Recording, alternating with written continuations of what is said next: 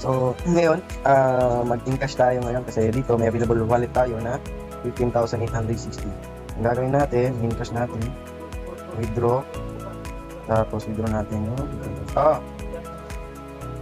tapos yung withdraw natin yung 15,860. So, ayun na. Okay. Tapos natin is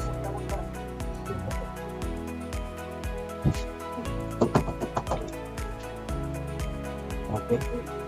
Ganun ka na. Tapos contact number natin. Number 6.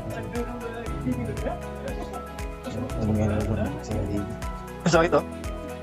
So, okay. Tapos na-check natin ulit. Ayan, Marlon na.